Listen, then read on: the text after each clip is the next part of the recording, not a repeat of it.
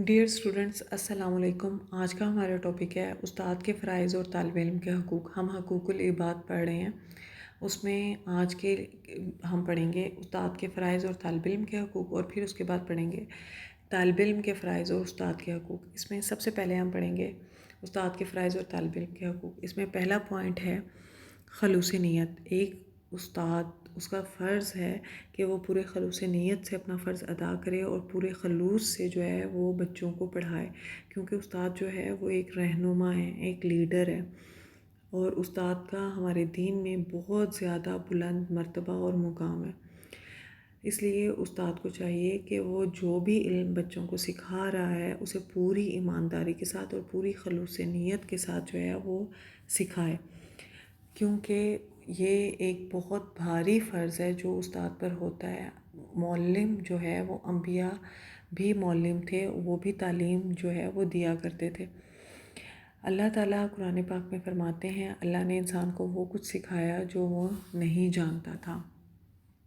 شفقت و محبت، استاد کا کام ہے کہ وہ اپنی شفقت اور محبت سے بچوں کو پڑھائے، سختی سے پرہیز کرے۔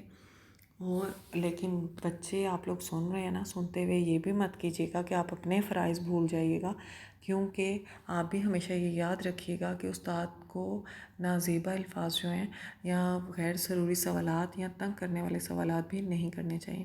استاد کا بھی کام ہے کہ وہ بچوں کو شفقت و محبت سے پڑھائے، ان کی حوصلہ افزائی کرے، جہاں تک انہیں ضرورت ہو ان کی مدد کرے، ان میں لگن اور شوق پیدا کرے، اور جہاں اگر کوئی طالب علم جو پڑھائی میں کمزور ہو یا کسی وجہ سے وہ کسی مضمون میں فیل ہو جائے یا طلبہ کی ناکامی پر ان کی حوصلہ شکنی نہ کرے بلکہ اس کے اعتماد کو بڑھائے۔ ارشاد نبی صلی اللہ علیہ وسلم ہے، اعتماد میرا خزانہ ہے، کیونکہ یہ بھی ایک پوائنٹ دیکھنے میں آیا ہے کہ سم ٹائم بچہ نالائق نہیں ہوتا، اسے وہ کوشش بھی کر رہا ہوتا ہے لیکن کوئی حالات ایسے ہوتے ہیں کہ اسے نہیں اچھے طریقے سے سمجھ آ رہا ہوتا یا وہ پڑھ نہیں پا رہا ہوتا، تو استاد کا کام ہے کہ اگر بچہ جتنی بار بھی اس سے سوال پوچھے تو اسے اچھے طریقے سے سمجھائے۔ مساوی سلوک، استاد کا یہ فرض ہے کہ وہ تمام بچوں کے ساتھ برابری کا سلوک کرے، کسی کو کمتر یا برتر جو ہے وہ ہرگز مت جانے، کیونکہ اگر استاد اپنے بچوں میں فرق کرے گا، جیسے ماں باپ اپنے بچوں میں فرق نہیں کرتے نا، ایسے استاد کو بھی اپنے بچوں میں فرق نہیں کرنا چاہیے، کیونکہ استاد جو ہے اس کا بہت بڑا مقام اور مرتبہ ہے۔ اگر وہ بچوں میں فرق کریں گے تو پھر بچوں میں بھی بغاوت پیدا ہو جائے گی، اس لیے استاد کا فرض ہے کہ وہ تمام بچوں کے ساتھ برابری کا سلوک کرے، چاہے کوئی غریب اسٹوڈنٹ ہو، امیر ہو، ذہین ہو یا کند ذہن ہو، سب کے ساتھ ایک جیسا سلوک کرنا چاہیے۔ عملی نمونہ، استاد کو عملی نمونہ ہونا چاہیے، کیونکہ کہتے ہیں نا کہ بولے ہوئے لفظ وہ اثر نہیں دکھاتے جو آپ کا اپنا عمل دکھاتا ہے۔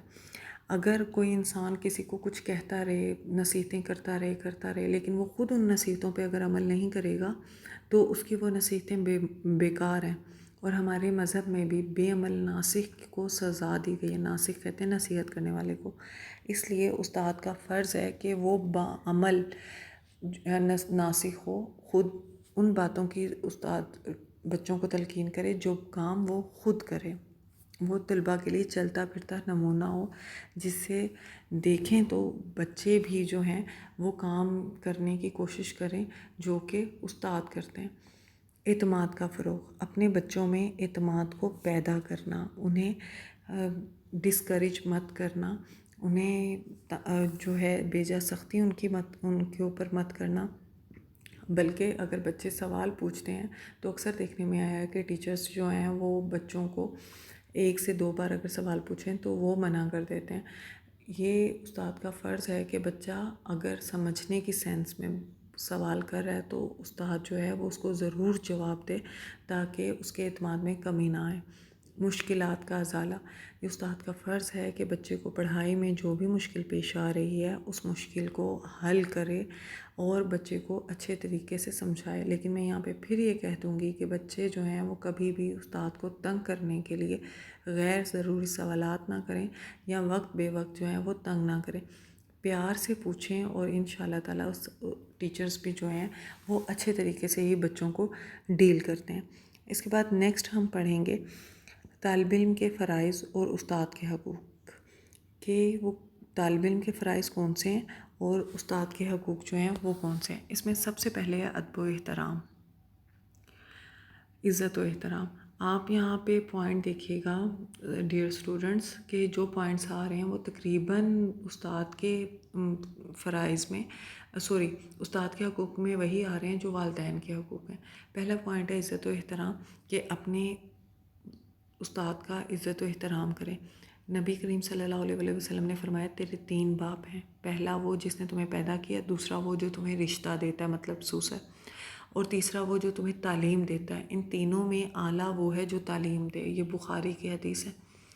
دوسرا ہے اطاعت و فرما برداری، کہ اپنے استاد کی اطاعت و فرما برداری کریں۔ قرآن پاک میں اللہ تعالیٰ کہتے ہیں اللہ نافرمان لوگوں کو ہدایت نہیں دیتا، تو آپ اپنے والدین کی بھی اطاعت و فرما برداری کریں اور اپنے استاد کی بھی فرما برداری کریں۔ یہی پوائنٹس ہم نے والدین کے حقوق میں بھی پڑھے ہیں۔ نیکسٹ پوائنٹ ہے خدمت گزاری۔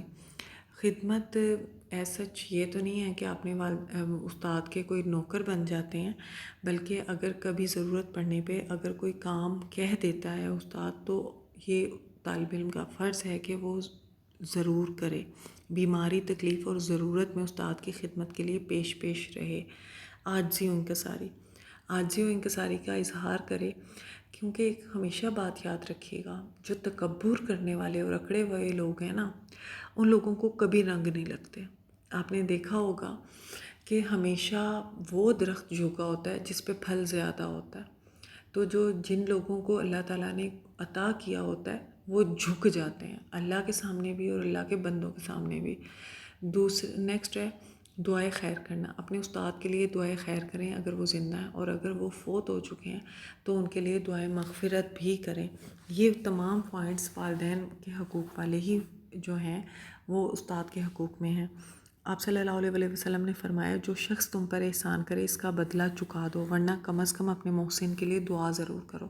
تو آپ اپنے استاد سے کچھ نہ کچھ تو سیکھتے ہی ہوں گے نا، کوئی نہ کوئی بات تو سیکھتے ہی ہوں گے۔ حضرت علی کا فرمان ہے جس نے 1 حرف پڑھایا اس نے مجھے غلام بنا لیا، تو آپ دیکھیں کتنی بڑی بات ہے۔ شکر گزاری کا اظہار کریں اپنے استاد کے ساتھ کہ انہوں نے آپ کو وہ محنت کرتے ہیں، محنت سے لیکچرز تیار کرتے ہیں، پڑھاتے ہیں، اور پھر آپ کی جو بھی پرابلم ہو اسے سولو بھی کرتے ہیں۔